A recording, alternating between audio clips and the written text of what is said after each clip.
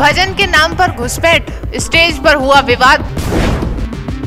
अटल जयंती में गायिका ने माफी मांगी और सुधारी भूल। बिहार के पटना में बुधवार को बापू सभागार में अटल जयंती समारोह के दौरान देवी नाम की गायिका ने ईश्वर अल्लाह तेरा नाम गाया तो हंगामा मच गया। खुद कार्यक्रम में मौजूद केंद्रीय मंत्री अश्विनी चौबे ने उनका विरोध किया और मंच से जय श्री राम के नारे लगा दिए और आखिरी में गायिका को मंच से माफी मांगनी पड़ी। बता दें कि गायिका के गीत पर इसलिए इतना बवाल हुआ क्योंकि गीत के लिरिक्स असल में ये नहीं है जो गाए गए थे। उन पंक्तियों में श्री हरि के मानव अवतार पुरुषोत्तम श्री राम को समर्पित भजन श्री लक्ष्मणाचार्य द्वारा रचित श्री नमः रामायण का एक अंश है। अब सवाल है कि जब भजन की पंक्तियां विशुद्ध रूप से सीताराम पर हैं, तो फिर इसमें समय के साथ ईश्वर अल्लाह जैसे शब्द कहां से आ गए? तो जवाब ये है कि ये सब किया गया महात्मा गांधी के द्वारा। उन्होंने सेक्युलर माहौल बनाने के नाम पर राम भजन के साथ छेड़छाड़ की और उसे विकृत करने का प्रयास किया। उनके उसी प्रयास का नतीजा है कि आज बच्चों की जुबान पर सही पंक्तियां होने की बजाय कुछ इस प्रकार से पंक्तियां हैं। भूपति राघव राजा राम पतित पावन सीताराम। समय के साथ देखते देखते धार्मिक भजन का ये घटिया संस्करण घर घर में लोकप्रिय हो गया। लोग इसे स्वतंत्रता के समय रचित गीत बताने लगे, जबकि हकीकत ये है कि शुरुआत में महात्मा गांधी ने भी राम भजन के साथ छेड़छाड़ करके उसका इस्तेमाल अपनी सभी सभाओं में किया और बाद में तो बॉलीवुड ने इसे और भी मशहूर कर दिया। हिंदी फिल्मों जैसे लगे रहो मुन्ना भाई और कुछ कुछ होता है में इसका इस्तेमाल किया गया। इसके अलावा ये 1982 में अफ्रोबीट बैंड के एल्बम ओसो बिसा अनलेस्ड लाइव की शुरुआती ट्रैक भी था। वहीं लिरिक्स में इस हेरफेर के साथ मुस्लिमों को अपना समर्थन गांधी को देने और उन प्रार्थना सभाओं में शामिल होने में कोई समस्या नहीं होती थी, जिसका उद्देश्य दोनों समुदाय के बीच मतभेदों को सुलझाना और सांप्रदायिक सद्भाव बनाना था। हालांकि मुस्लिम अल्पसंख्यकों की मांगों के साथ सामंजस्य बैठाने की जिम्मेदारी हमेशा हिंदू बहुसंख्यकों की ही रही है। वहीं गांधी ने मुस्लिमों द्वारा रखे गए आरक्षण को संबोधित करने के लिए एक हिंदू धार्मिक गीत के लिरिक्स को विकृत करने में बेजोड़ निपुणता दिखाई, लेकिन उन्होंने कभी भी पवित्र कुरान की आयतों की निंदा नहीं की, जो मूर्ति पूजा को पाप कहता है और मूर्ति पूजा के लिए मृत्यु दंड का आदेश देता है। गांधी ने मुस्लिमों को खुश रखने के लिए हिंदुओं के राम जाप वाले भजन को विकृत कर दिया।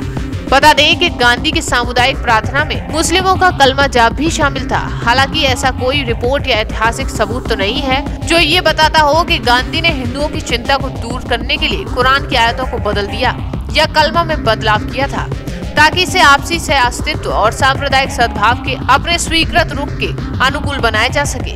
शायद इस दौरेपन के कारण ही विभाजन के दौरान गांधी की प्रार्थना सभाओं का ध्रुवीकरण हो गया और प्रार्थना सभाओं के दौरान कलमा को शामिल करने पर सवाल उठाए जाने लगे।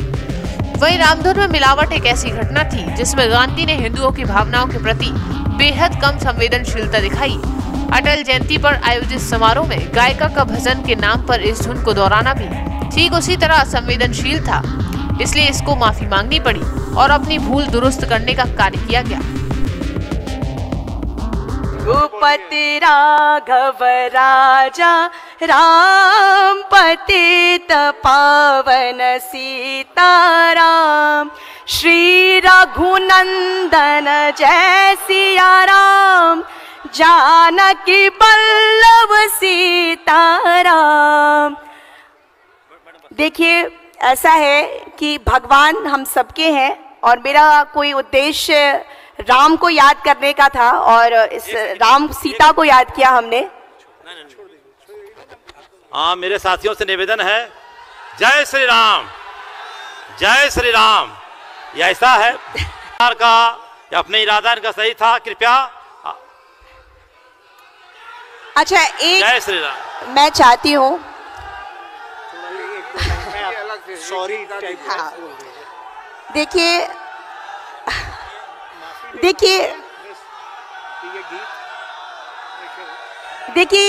ये गीत राम जी के लिए मैंने गाया है और आप सभी जानते हैं कि हमारा जो भारतीय संस्कृति है, मैं 2 मिनट लेना चाहूंगी और आप मेरी बातों को सुने। हमारा हृदय बहुत बड़ा है। आप देखेंगे कि ये हिंदू ही ऐसे लोग हैं जो हम सभी को अपने भीतर उसको समाहित करते हैं। और इस गाने से आपको कोई भी, मुझे लगता है कि हर्ट होने की जरूरत नहीं है। अगर आप हर्ट हुए हैं उसके लिए मैं सॉरी कहना चाहती हूँ, लेकिन मैं बता देना चाहती हूँ कि हमारा जो हिंदू धर्म है उसमें कहा गया है कि सभी जो हैं वो हमारे परिवार हैं, सभी धर्म के लोग परिवार हैं। ऐसा कहा गया है, वसुदेव कुटुंबकम की बात की गई है। और जय श्री राम, जय श्री राम, जय श्री राम, जय श्री राम।